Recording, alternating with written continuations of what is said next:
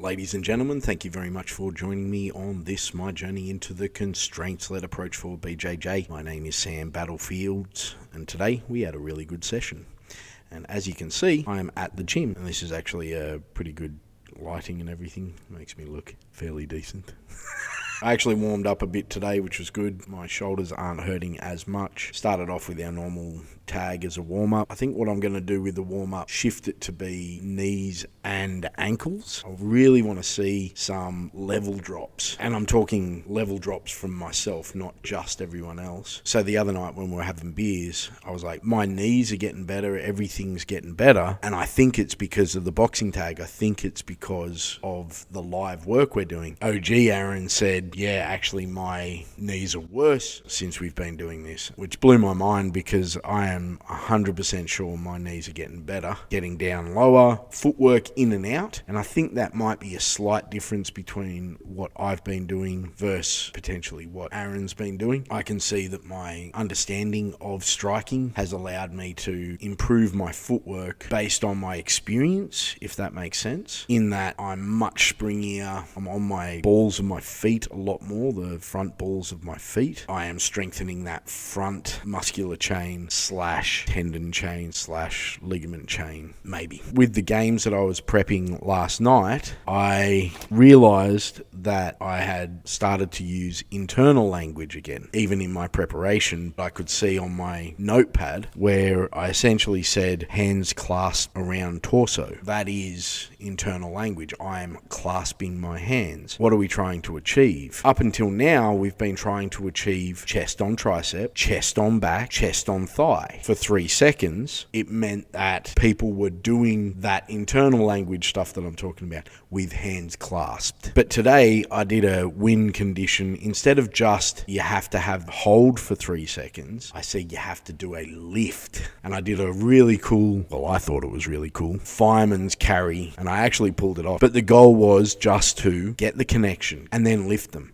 And what this meant was it was that secondary requirement that resulted in people getting their hips in and underneath. I was able to pull this off a lot more than anyone was able to pull it off on me. Possibly because I am significantly heavier, but people weren't getting past where I'm keeping my hands, my elbows and my body upright. People haven't been able to get my elbows away from my body, which means they haven't been able to attack me. It's something that I want to improve, and I've got it later on in this video if other people were able to do it, but I'm hoping that they were, and I'll come back to that later. But ultimately, the lifting for 2 to 3 seconds was a really good win condition or target objective. We then moved into the half guard portion. We had the full lock up, so their foot attached to their ass, hands clasped around that foot over their hip, basically exactly what you want when you are in half guard. And the goal was to put them either side like yesterday. This time you could go out the back and put your ear on their back. I'm really glad Paul was here today. So obviously I had a bit of frustration the other day. We had a few beers that night. We made a couple of jokes. Paul took it really well. And so today I brought up and made a clarity reference. People falling on their back is also a target objective, and that's a win for the person on the bottom. And Paul took it in good humor, which was great.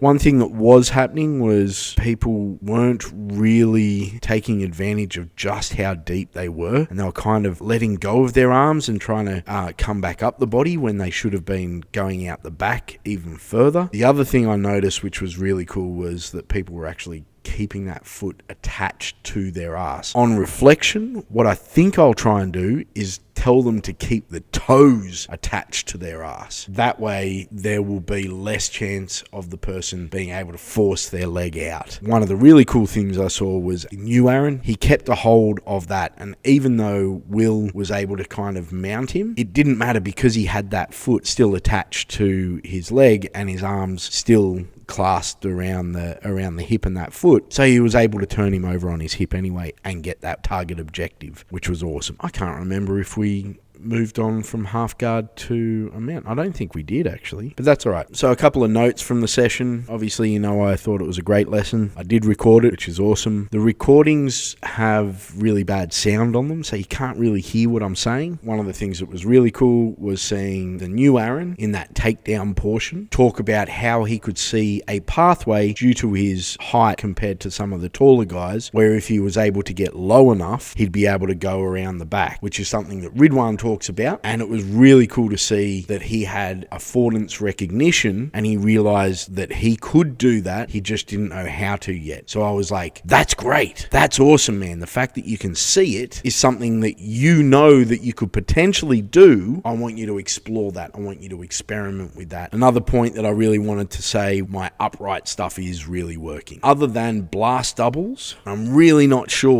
how often I'm going to get blast doubled. Famous last words. Got a comp soon. I bet you I get blast doubled into oblivion now that I've said all this. So I'm going to keep playing with it, try and figure out what the core concept behind it is, and then I'll come back and let you know. One of the good things that I'm happy with my communication today, a couple of things that I would try and fix. One would be that I actually would like to spend a little bit more time coaching. What I mean by that is I still want to partake, but I want to be able to see what's going on. It's a hard one because we've got a small group, so I'm not really sure what I can do there. A second thing I could probably work on is my time management. As I mentioned before, I'm not sure if I got the final game that I wanted to play. I can't even remember if I did. I don't think I did. That's really bad. And this is what I mean. Time management. And that's why I was like, we're finished the learning portion.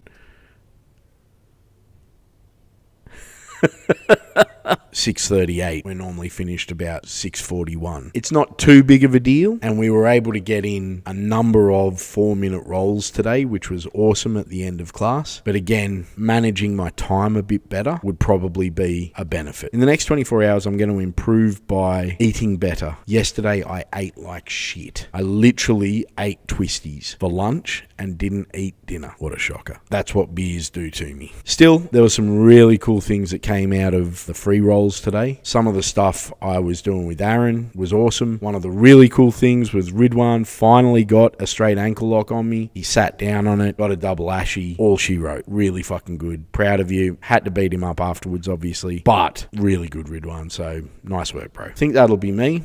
Yesterday I did speak to Alex about the agile stuff. I was still a little hungover, so I came across like a rambling madman to him. I knew what I was talking about. He didn't. I don't think he realizes that I'm not talking about a timetable as such or a schedule. I'm more talking about an iterative process, and that's hard to explain to someone who hasn't worked in that kind of environment before. So I'm looking to work on a better description so that he understands where I'm coming from, but I think I will be implementing this. If you'd like to know more, go to battlefieldsgrappling.com.au and fill in the form. Everyone else, like, comment, subscribe. Ladies and gentlemen, thank you very much for... standing.